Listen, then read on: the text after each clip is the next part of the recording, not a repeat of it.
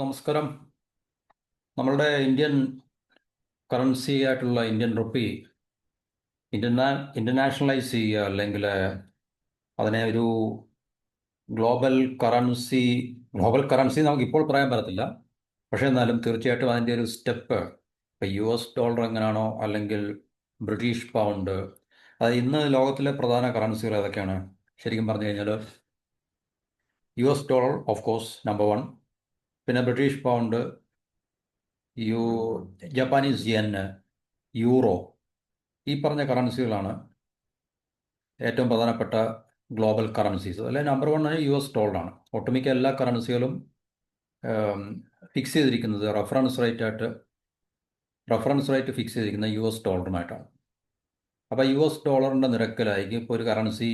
നിലവിലെ സംവിധാനങ്ങൾ, ഇപ്പോൾ ഇന്ത്യ മറ്റൊരു രാജ്യമായിട്ട് നമ്മൾ ട്രേഡ് ചെയ്യുമ്പോഴും അല്ലെങ്കിൽ ഏതെങ്കിലും രീതിയിലുള്ള എക്സ്ചേഞ്ചുകളൊക്കെ നടത്തുമ്പോൾ തന്നെ റുപ്പിയും ഡോളറും തമ്മിലുള്ള എക്സ്ചേഞ്ച് റേറ്റ്, അല്ലെങ്കിൽ ആ രാജ്യത്തെ കറൻസിയും ഡോളറും തമ്മിലുള്ള എക്സ്ചേഞ്ച് റേറ്റ് കൂടെ കണക്കെടുത്തായിരിക്കും നമ്മൾ ക്രയവിക്രയങ്ങൾ നടത്തിക്കൊണ്ടിരിക്കുന്നത്.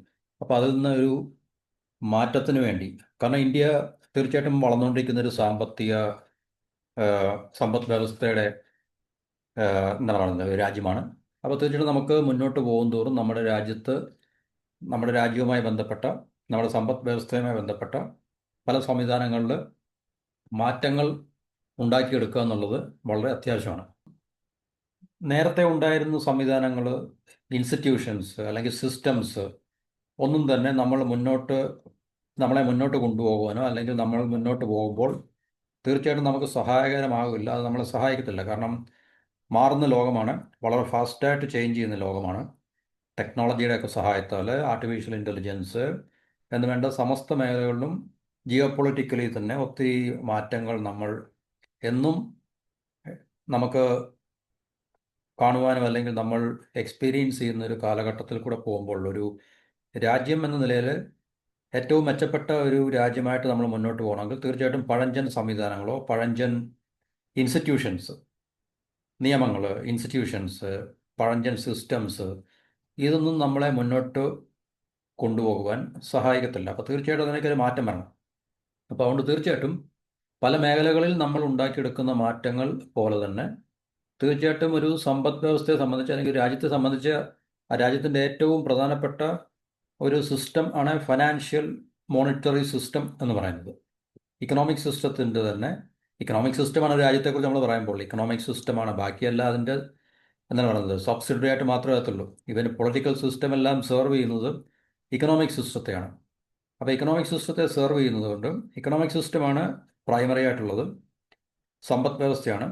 കാരണം സമ്പദ് വ്യവസ്ഥയില്ലാത്ത ഒരു രാജ്യത്തിനും നിലനിൽക്കാനോ, സർവൈവ് ചെയ്യാനോ, സസ്റ്റെയിൻ ചെയ്ത് കണ്ടിന്യൂ ചെയ്ത് മുന്നോട്ട് പോകാനോ സാധിക്കത്തില്ല.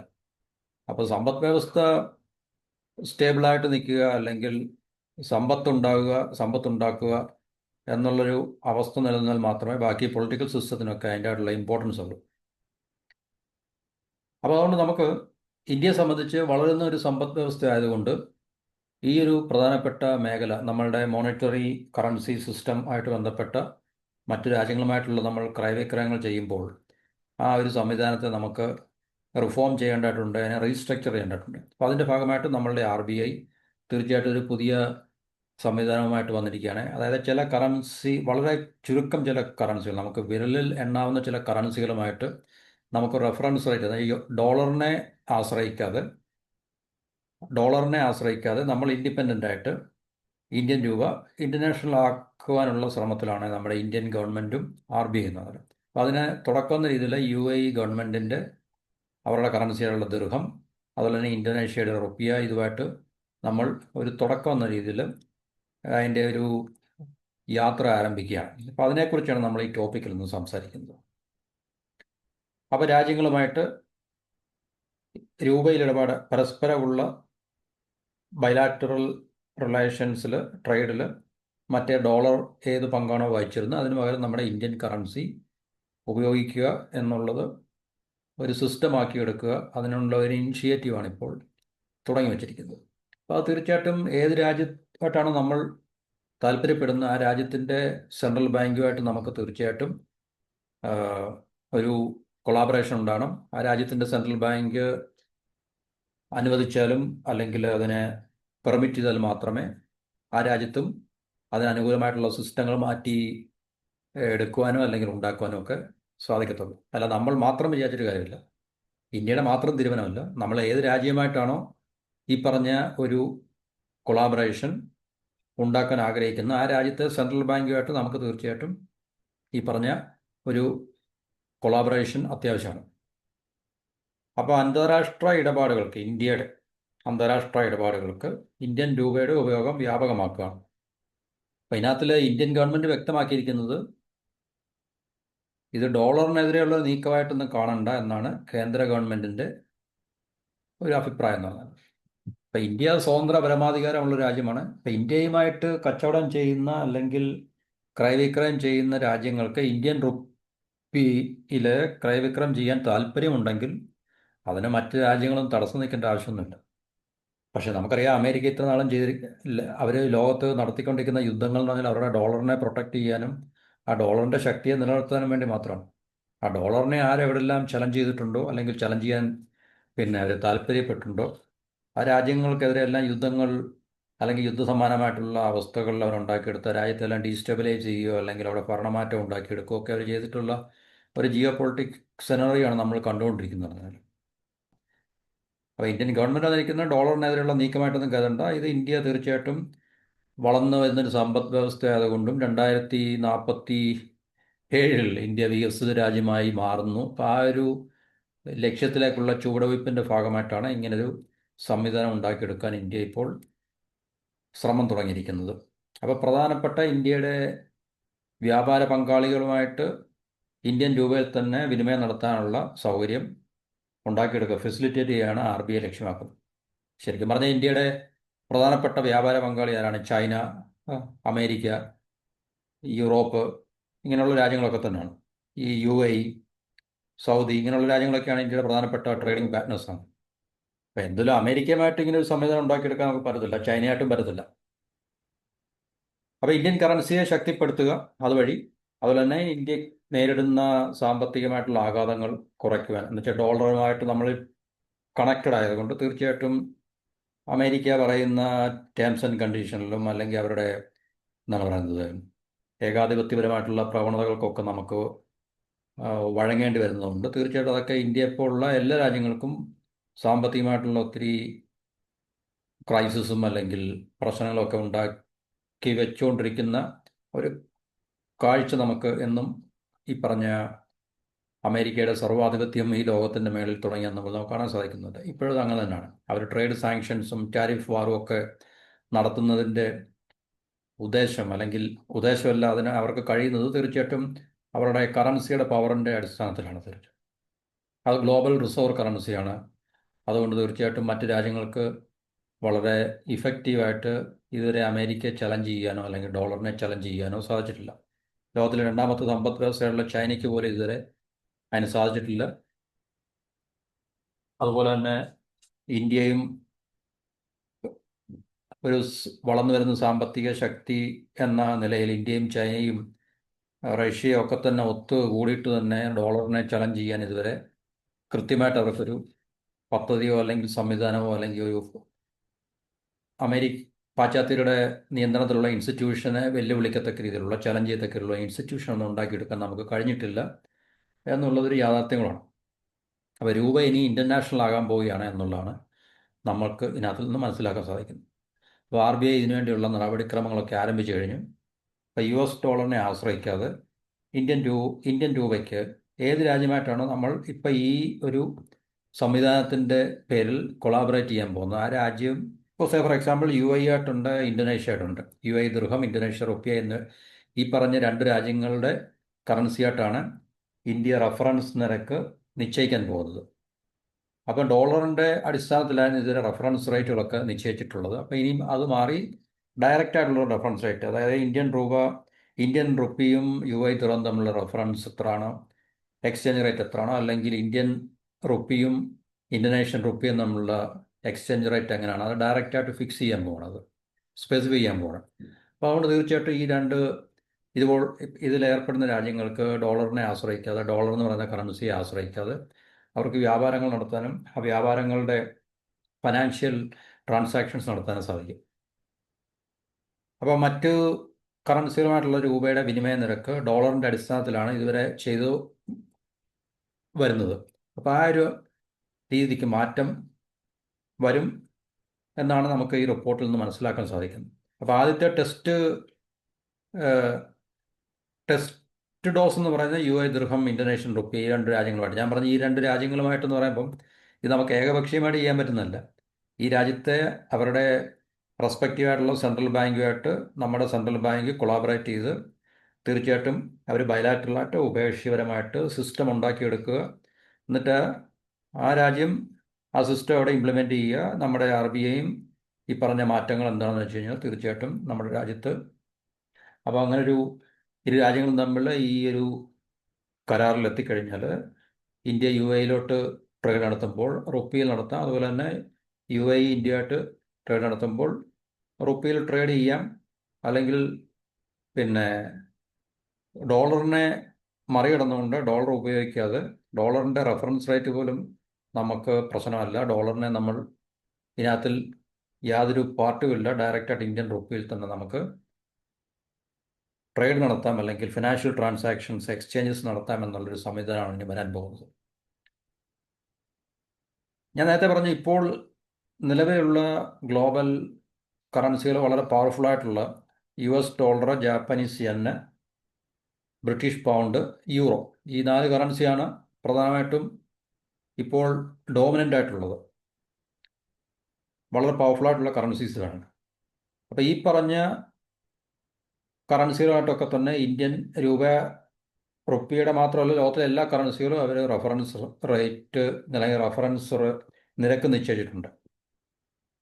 അതുതന്നെ മൗറീഷ്യസുമായിട്ട് നമ്മൾ റെഫറൻസ് റേറ്റ് നിശ്ചയിച്ച് ആ രാജ്യവുമായിട്ട് ഈ പറഞ്ഞ ഒരു സിസ്റ്റത്തിലേക്ക് നമ്മൾ വരാൻ പോവുകയാണ്. അപ്പോൾ തീർച്ചയായിട്ടും അത് UAE, ഇന്തോനേഷ്യ, മൗറീഷ്യസ്, ഓൾറെഡി ഇപ്പോൾ ചൈന US ഡോളറിനെ ഒഴിവാക്കി അവരുടെ ലോക്കൽ അല്ലെങ്കിൽ അവരുടെ കറൻസിയിലാണ് പല രാജ്യങ്ങളുമായിട്ടും ട്രേഡ് ചെയ്യുന്നത്. അപ്പോൾ ഡോളറിൻ്റെ ആവശ്യമില്ല.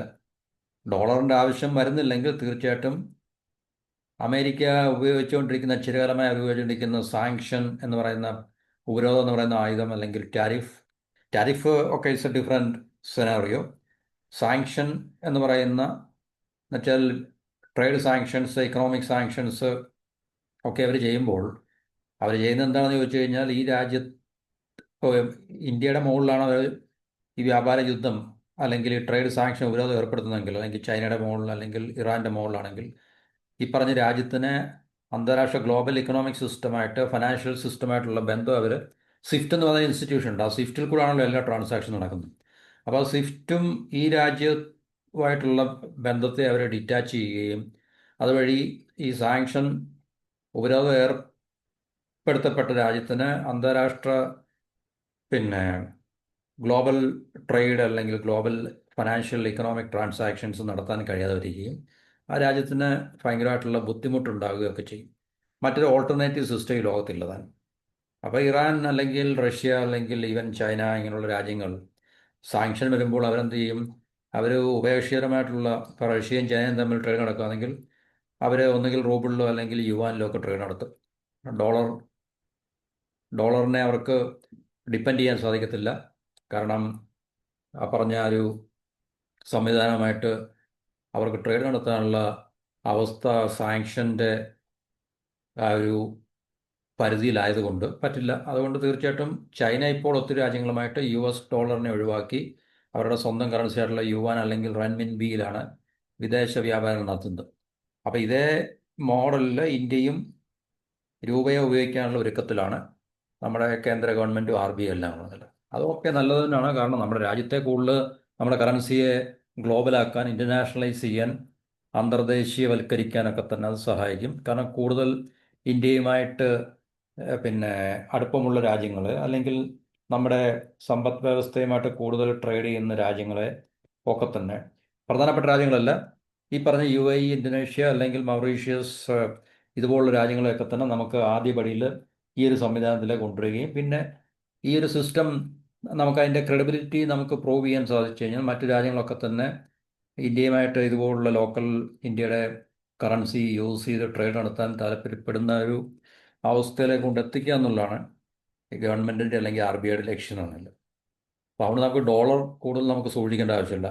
നമ്മൾ ഏത് രാജ്യവും ഡോളർ സൂക്ഷിക്കേണ്ട ആവശ്യം എന്താണ്? അവരുടെ ഫോറിൻ റിസർവ് കറൻസിയിൽ. കാരണം അവർക്ക് ഏത് രാജ്യമായിട്ടും ട്രേഡ് നടത്തുമ്പോൾ ഈ പറഞ്ഞ ഡോളർ കൊടുത്ത് മാത്രമേ ട്രേഡ് ചെയ്യാൻ സാധിക്കത്തുള്ളൂ. ട്രേഡ് മാത്രമല്ല, മറ്റുള്ള ഫിനാൻഷ്യൽ ഇൻ്റർനാഷണൽ ഫിനാൻഷ്യൽ ട്രാൻസാക്ഷൻസ് എല്ലാം തന്നെ. അപ്പോൾ ഒരു രാജ്യത്തിന് ഡോളർ അവരുടെ റിസർവിലുണ്ടെങ്കിൽ മാത്രം അവർക്ക് വളരെ എന്താണ് പറയുന്നത്, സ്മൂത്തായിട്ട് അവരുടെ രാജ്യത്തിൻ്റെ വ്യാപാരങ്ങൾ അല്ലെങ്കിൽ മറ്റ് ക്രയവിക്രയങ്ങൾ നടത്താൻ സാധിക്കും. ആ രാജ്യത്തിൻ്റെ കയ്യിൽ ഡോളർ കുറവാണെങ്കിൽ ആ രാജ്യത്തിൻ്റെ അവസ്ഥ വളരെ മോശമായിരിക്കും.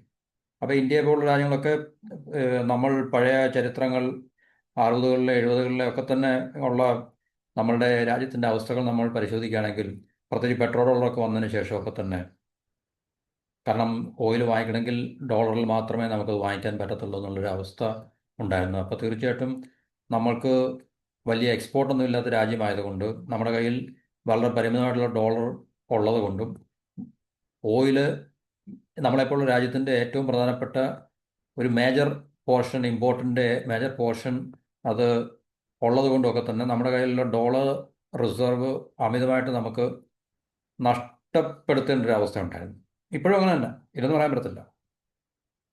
അപ്പോൾ അതൊക്കെ നമുക്ക് സാമ്പത്തികമായിട്ടുള്ള ഒത്തിരി അരക്ഷിതാവസ്ഥകളും അല്ലെങ്കിൽ എന്താണ് പറയുന്നത്, പ്രതിസന്ധികളൊക്കെ ഉണ്ടാക്കി വെച്ച ഒരു കാലഘട്ടം ഉണ്ടായിരുന്നു. ഇപ്പോഴും അതിനകത്തിൽ നിന്ന് വലിയ ഒരു സ്വാതന്ത്ര്യം ഒന്നും നമുക്ക് ലഭിച്ചിട്ടില്ല.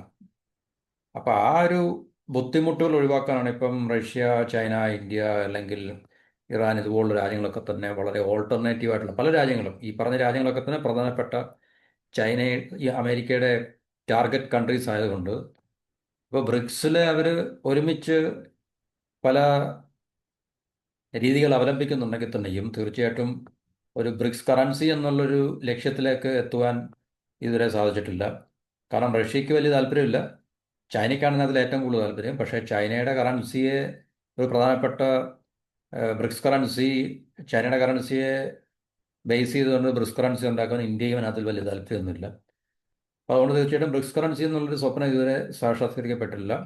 പക്ഷേ ബ്രിക്സിലുള്ള ഈ രാജ്യങ്ങളൊക്കെ തന്നെ, പ്രത്യേകിച്ച് ചൈന, റഷ്യ, ഇന്ത്യ ഒക്കെ തന്നെ അവരുടെ ലോക്കൽ കറൻസിയിൽ മറ്റു രാജ്യങ്ങളുമായിട്ട് കൂടുതൽ ട്രേഡ് ചെയ്യാനുള്ള സംവിധാനങ്ങൾ ഇപ്പോൾ ഉണ്ടായിക്കൊണ്ടിരിക്കുകയാണ്. അപ്പോൾ അതിൻ്റെ ഭാഗമായിട്ടാണ് ഇന്ത്യയും ഇപ്പോൾ ഇന്ത്യയുടെ കറൻസിയായിട്ടുള്ള നമ്മുടെ റുപ്പി ഇൻ്റർനാഷണലൈസ് ചെയ്യാൻ ഉള്ള ഇനിഷ്യേറ്റീവ് എടുക്കുകയും UAE, ഇന്തോനേഷ്യ, മൗറീഷ്യസ് തുടങ്ങിയ രാജ്യങ്ങളുമായിട്ടുള്ള അതിന് തുടക്കം കുറിക്കുന്നത്.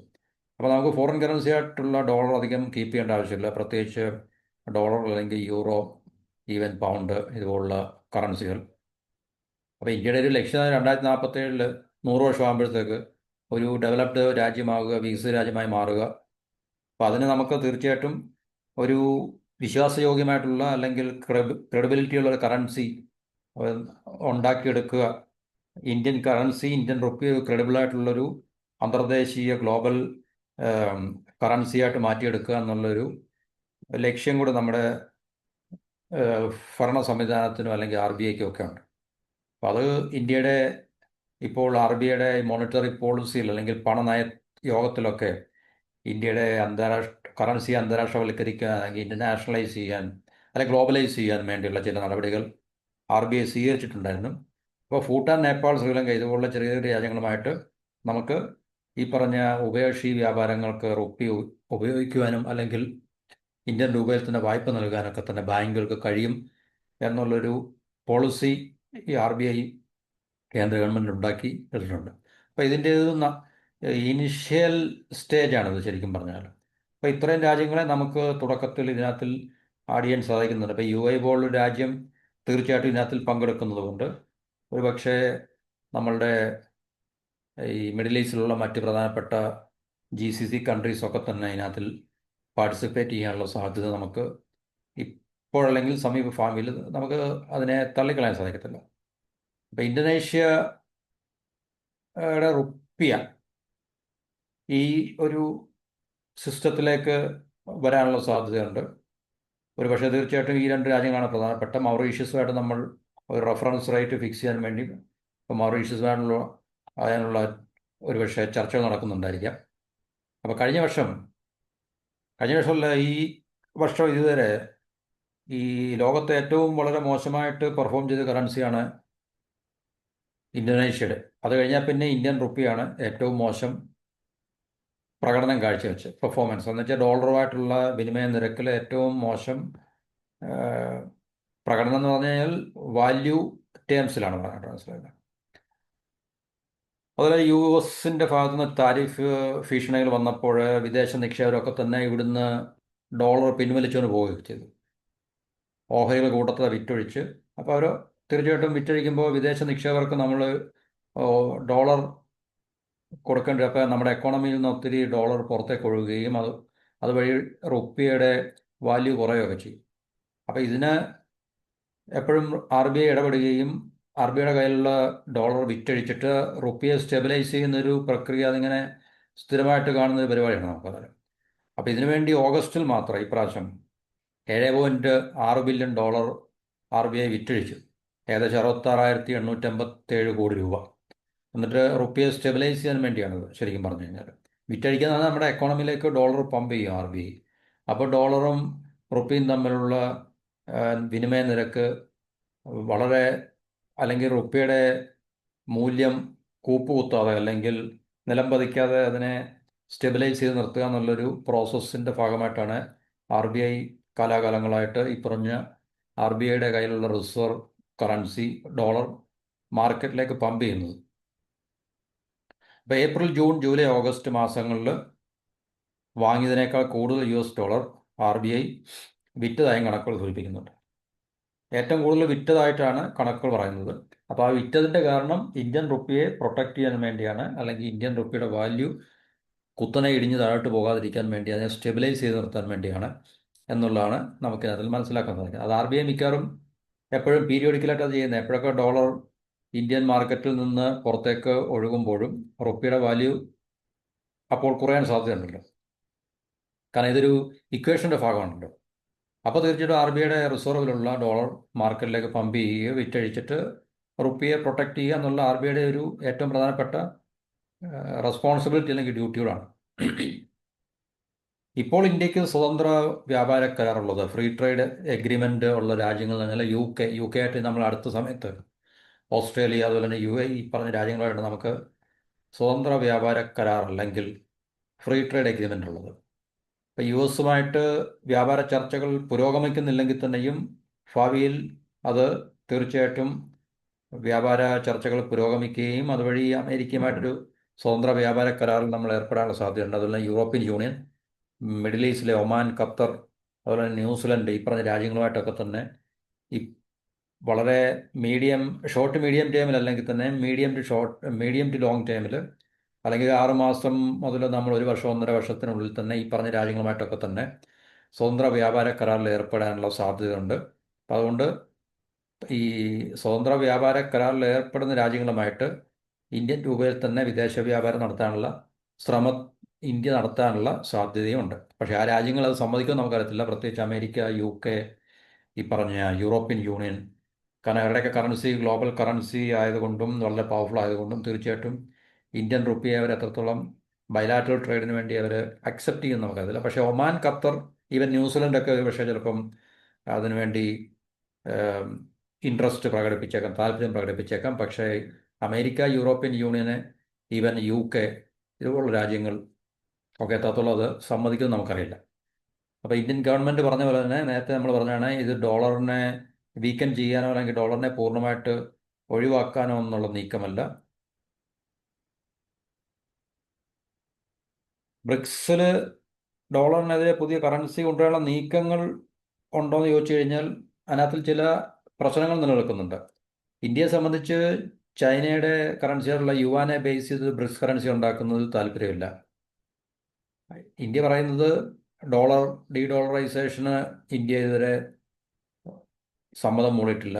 റഷ്യയും ഡോളറിനെ പൂർണ്ണമായിട്ടും തള്ളിക്കളഞ്ഞുകൊണ്ടൊരു ബ്രിക്സ് കറൻസി ഉണ്ടാക്കാനുള്ള താല്പര്യം റഷ്യയുടെ ഭാഗത്തുനിന്നുമില്ല.